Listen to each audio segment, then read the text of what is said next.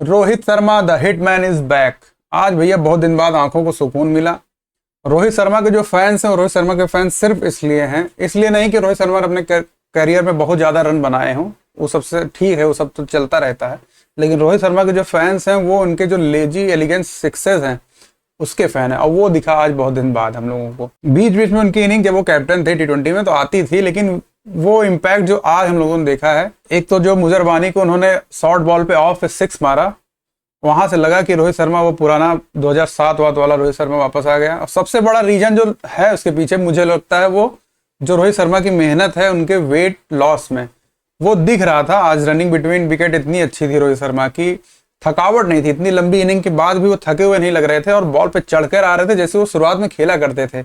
हम लोग को याद है 2007 का वर्ल्ड कप जब पहली बार अफ्रीका के खिलाफ उनका 50 आया था, लास्ट बॉल पे फुल टॉस पे 6 मारा था। तो उस दिन क्योंकि वो मैच ऐसा था कि उस दिन इंडिया थोड़ी डगमगा गई थी, लेकिन रोहित शर्मा ने वो मैच बना के दिया था। 160 अप्रॉक्स इंडियन रन बनाया था और आखिर में बॉलिंग करके अच्छे से इंडिया ने जीता था। तो वो रोहित शर्मा जो डेक्कन चार्जर्स में सिक्सेस मार मार के जिताते थे वो आज हमको दिखे। और रोहित शर्मा जब भी बैटिंग अपने फ्लो में करते हैं वो उससे अच्छा देखना, मतलब वो देखना उससे अच्छा कुछ और हो ही नहीं सकता है। तो वो आज हम लोग को दिखा। 205 के स्ट्राइक रेट से 38 बॉल पे 78 रन बनाया है उन्होंने, और साथ दिया उनका रेयान रिकल्टन ने 43 बॉल पे 81 रन। उन्होंने भी काफी अच्छी इनिंग खेली, बाद में थोड़ा सा वो स्लो हो गया था, वरना वो भी 200 के ऊपर स्ट्राइक रेट से खेल रहे थे। तो मैच तो वहीं खत्म हो चुका था। मुंबई इंडियंस से मैच जीत लिया, 6 विकेट से जीत लिया, 5 बॉल रहते हुए जीत लिया। प्लेयर ऑफ द मैच कौन बना? हमारे लॉर्ड्स। जब मुंबई थोड़ी संकट में थी, कोलकाता नाइट राइडर बैटिंग बहुत अच्छी कर रही थी स्टार्टिंग में। जब हम रोहित शर्मा की बात कर रहे हैं तो इसी वक्त हमको रहाणे की भी बात कर लेनी चाहिए। रहाणे ने आज क्लास इनिंग खेली है, कोई स्लॉग शॉट्स नहीं थे, सब क्रिकेटिंग शॉट्स।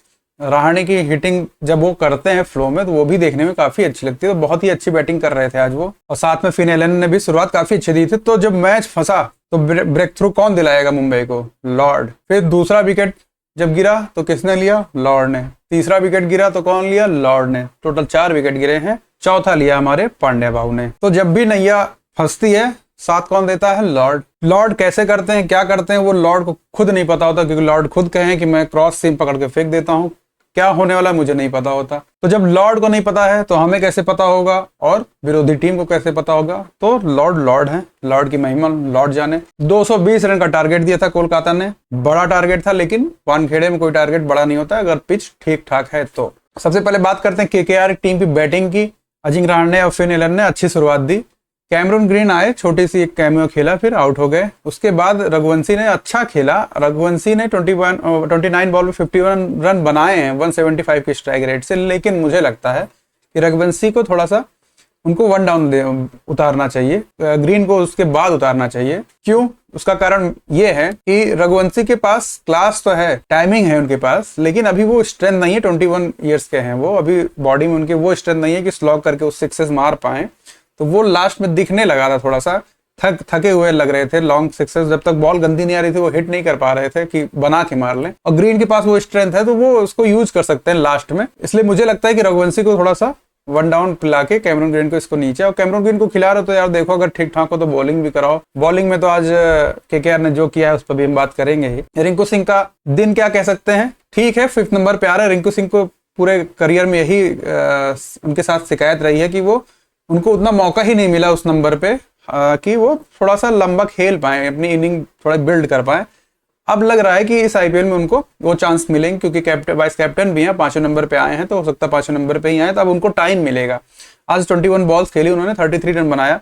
लोगों को लग सकता है कि आज थोड़ा स्लो खेला है, लेकिन उसमें 2 ओवर बुमराह के थे। बुमराह को मारना थोड़ा सा क्या मुश्किल होता है, तो वो रिंकू सिंह को हम दे सकते हैं इतना। लास्ट में थोड़े से रन कम हुए, क्यों कम हुए? उसका सिर्फ एक इकलौता कारण है बुमराह।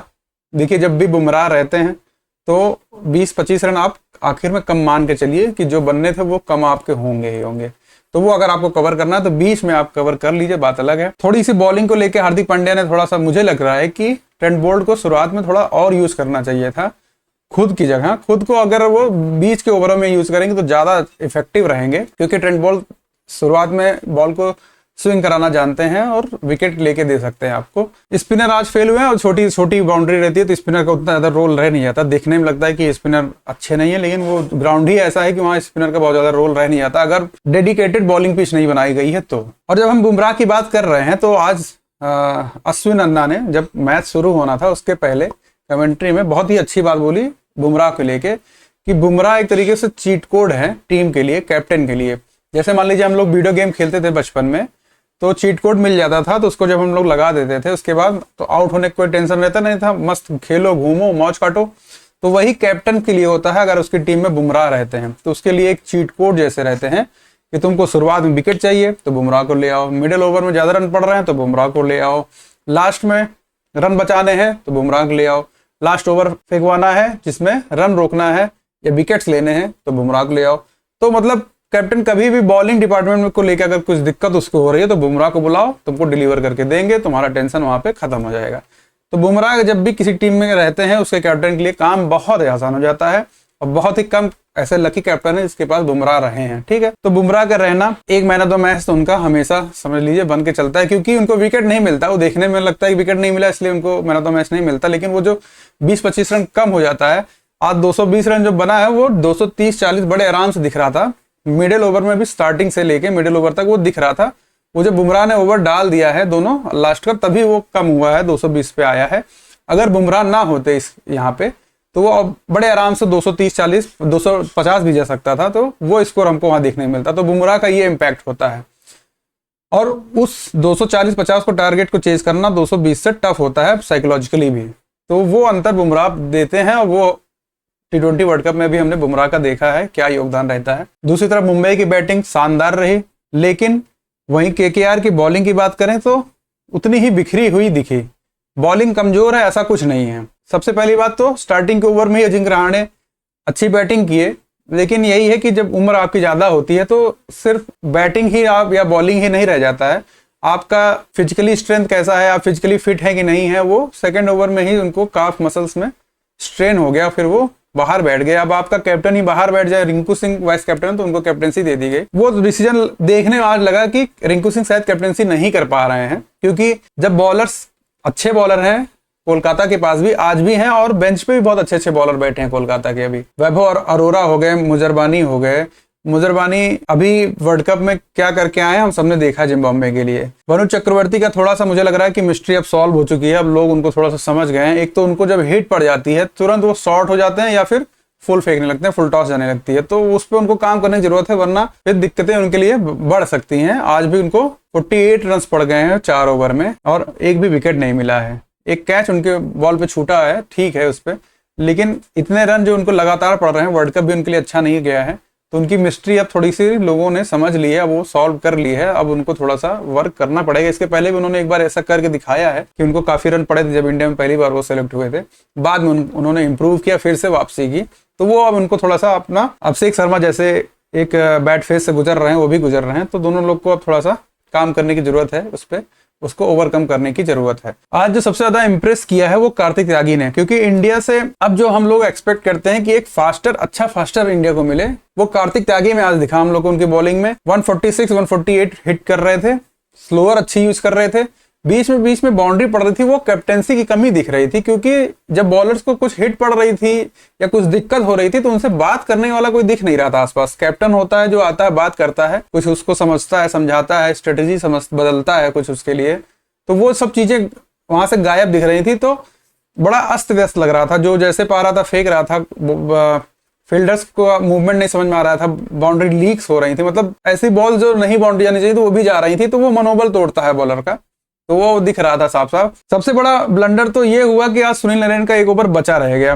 2 ओवर बचा था तो सबने यही एक्सपेक्ट किया था 18वां ओवर वो फेंकेंगे, फिर 20वां ओवर वो फेंक लेंगे, या फिर 17वां फेंक लेंगे, 19वां फेंक लेंगे। लेकिन जब 18वां ओवर वैभव को दिया गया तो कैमरा रिंकू सिंह पे फोकस कर दिया गया था और कमेंट्री में ये भी चल रहा था कि शायद ये भूल गए हैं या काउंट नहीं कर पाए हैं, लेकिन ऐसा नहीं होगा क्योंकि डगआउट में लोग रहते हैं, इनके सपोर्ट स्टाफ, वो बताती है ये चीज। या हो सकता है ना समझ पाए और लोग कन्वर्सेशन ना हो पाया हो दोनों के बीच में और ब्लंडर ये हो गया हो, क्योंकि जब वो last over Sunil Narayan 3rd over अपना फेंका, उसमें विकेट भी लिए, तो मैच वहां पे थोड़ा सा फंस सकता था उनका 2 ओवर होता तो। हालांकि लास्ट तक 2 ओवर बचाने से अच्छा मुझे लग रहा था जिस फ्लो में मुंबई बैटिंग कर रही थी, उनका यूज तो मिडिल में करना चाहिए था, मिडिल में भी करना चाहिए था, और पावर प्ले में भी वरुण चक्रवर्ती जगह सुनील नारायण का यूज हो सकता था। थोड़ा सा कैप्टेंसी को लेके दिक्कत लगी बॉलिंग रोटेशन में और फील्डिंग प्लेसमेंट में कैप्टेंसी की कमी खल रही थी, दिख रहा था। और कोई बकअप नहीं हो रहा था, सबके शोल्डर गिरे हुए थे, कोई क्लैपिंग नहीं हो रही थी। तो टीम बहुत ही बैलेंस दिखती है कोलकाता नाइट राइडर, और है भी, बस थोड़ा सा मुझे लग रहा है कि मेंटरशिप की, अच्छी मेंटरशिप की जरूरत है। जो गंभीर प्रोवाइड कराते थे अभी तक कोलकाता को, तो वो दिखता था, उसी तरीके का कुछ केकेआर को करना पड़ेगा।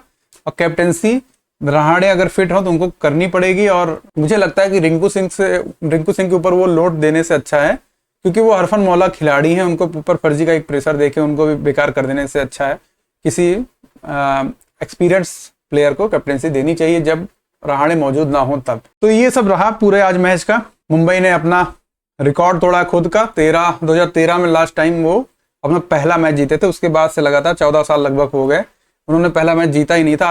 आज इतने सालों बाद, 14 साल बाद उन्होंने अपना पहला मैच जीता है। हालांकि पहला मैच नहीं जीते थे, लेकिन ट्रॉफीज बहुत जीती उन्होंने। तो ठीक है, ये भी एक फैक्टर है, उसको एक तरीके से कर्स है जिसको ब्रेक किया है मुंबई ने, और अपने होम ग्राउंड पे किया है, तो उससे अच्छी बात क्या हो सकती है। बेस्ट ऑफ लक रहेगा दोनों टीम को आगे के लिए। कल मैच है Chennai super Kings versus Rajasthan Royals का। आप लोग कमेंट करके बताइएगा कि आप लोग को क्या लग रहा है, कौन फेवरेट है। मेरे हिसाब से तो राजस्थान रॉयल्स लग रही है कल के मैच के फेवरेट, क्योंकि चेन्नई में अभी बॉलिंग को लेके थोड़ी सी दिक्कत है, और खबरें हैं कि ब्रेविस भी चोटिल हैं, तो हो सकता है वो भी कल ना खेलें। तो मुझे लगता है कि चेन्नई अभी थोड़ा सा स्ट्रगल कर रही है। अब वो मैचेस जैसे बीतते जाएंगे समझ में आ जाएगा कि वो ओवरकम कर पा रहे हैं नहीं उस चीज़ों को। दूसरी जगह पे देखा जाए तो राजस्थान बड़ी बैलेंस टीम है, बैटिंग भी अच्छी है, बॉलिंग भी अच्छी है। तो मेरे हिसाब से कल की फेवरेट जो रहेगी राजस्थान रॉयल्स रहेगी। लेकिन आप लोग कमेंट करके जरूर बताइएगा कि आपको क्या लग रहा है कि चेन्नई का कुछ चांस बन रहा है या नहीं बन रहा है। और अगर बात करें, साथ ही चल रहा है PSL, 2 मैचेस आज वहां पे हुए हैं। एक पहला मैच जो हुआ क्वेटा ग्लैडिएटर और हैदराबाद किंग्समैन के बीच में हुआ है, और हैदराबाद किंग्समैन एकदम बिखरी हुई टीम लग रही है। दूसरा मैच था उसका, मोहम्मद लाबुशेन कैप्टन है उसके, तो क्वेटा ने मैच जीता है। क्वेटा ने 174 रन बनाए थे 8 विकेट के नुकसान पे 20 ओवर में, जिसके जवाब में हैदराबाद किंग्समैन 134 पे ही 8 विकेट खो के 20 ओवर मतलब पूरा कंप्लीट हो गया था। इसी में सैम अयूब भी है, 8 रन बनाए हैं 4 बॉल पे, आउट हो गए थे। मोहम्मद लाबुशेन ने 23 रन बनाए 21 बॉल पे। वो अपना टेस्ट बढ़िया खेल रहे हैं, उनका कोई टेंशन नहीं है, उनको पैसा मिला है, अपना लेंगे जाएंगे, अगले साल फिर आना होगा तो फिर आएंगे। और पाकिस्तान वाले जानते ही हैं कि आइए बाबू आइए, आप ही का है सब, खिलाएंगे, कैप्टन भी बनाएंगे। उस्मान खान 14 रन 18 गेंद, तो ये ठीक चल रहा है, इन लोग का अपना मजा काट रहे हैं। दूसरा मैच जो हुआ है लाहौर कलंदर और कराची किंग्स का। कराची किंग ने 4 विकेट से जीता है। सबसे पहले लाहौर की बात करें, उसके कैप्टन है शाहीन, 128 रन बनाया इन्होंने 9 विकेट नुकसान पे 20 ओवर में। कराची किंग भी थोड़ा सा हालत डामाडोल थी, लेकिन 131 बना लिया उन्होंने 6 विकेट नुकसान पे 3 बॉल बचते हुए। एडम जंपा को मैन ऑफ द मैच दिया गया है, क्योंकि बॉलिंग बहुत अच्छी की एडम जंपा ने, 2 विकेट लिए, लेकिन इकोनॉमी उनकी देखेंगे तो 2.80 की इकोनॉमी थी उनकी। हालांकि शाहीन अफरीदी ने 4 ओवर में 4 विकेट लिए 18 रन देके। तो इन लोग का चलता रहता। अब PSL में सब स्टार बने रहते हैं, तभी तो इनको बड़ा सर आंखों पे सब लिए रहते हैं, कैप्टन बनवाने के लिए जिद करते रहते हैं, ऐसे ही थोड़ी। और यहाँ आने के बाद क्या हो जाता है हम सब ने देखा ही है। मैं सिर्फ वर्ल्ड कप बात नहीं कर रहा हूँ, अभी वहां पे बांग्लादेश में भी क्या हालत हुई थी शाहीन अफरीदी की, वो भी सबने देखा वहां पे। तो इनका क्या होता है कि PSL में इन लोग अब उसी स्तर के बैट्समैन भी हो गए कि 4 ओवर में 18 रन देके 4 विकेट ले रहे हैं। शाहीन यहाँ पे एक ओवर में 18 रन पड़ रहा है, विकेट कुछ नहीं मिलता है। तो चल रहा है, PSL का अपना मौज है, रखना IPL के साथ ही है, थोड़ा इधर उधर रख लो, कुछ पैसे भी कमा लोगे। लेकिन नहीं, वही है कि सुलेमानी कीड़ा जिसको काट लेता है ना, उसको फिर कुछ इलाज नहीं हो पाता है। तो वो कीड़ा इनके काटा है, काट के घुस गया है, एकदम दिमाग तक पहुंच चुका है। तो ये रहा हाल PSL का। और एक बार फिर से रोहित शर्मा को बहुत बहुत बधाई। कल विराट कोहली ने भी हमको वो गिफ्ट दिया अपनी बैटिंग के दम पे, और आज रोहित शर्मा ने। तो हमारे स्टार चल रहे हैं। दूसरे PSL तरफ देखेंगे तो उनके स्टार क्या हैं, कहाँ हैं, कुछ पता नहीं चल रहा है। और क्योंकि दोनों अभी वनडे वर्ल्ड कप भी खेलेंगे और काफी फिट दिख रहे हैं, क्या रनिंग बिटवीन चल रही है। क्योंकि रोहित शर्मा थोड़ा सा वेट गेन कर ले गए थे, तो उन्होंने जो ट्रांसफॉर्मेशन दिखाया वो काफी अच्छा है हमारे लिए और इंडियन फैंस के लिए। आई होप कि उनका फॉर्म ऐसे बरकरार रहे और वो इस बार वर्ल्ड कप इंडिया लेकर आए। तो इस वीडियो को हम लोग यहीं तक रखते हैं, कल मिलते हैं अगली वीडियो में। तब तक लिए ध्यान रखिए, अपनों का ध्यान रखिए। आपका दिन शुभ हो।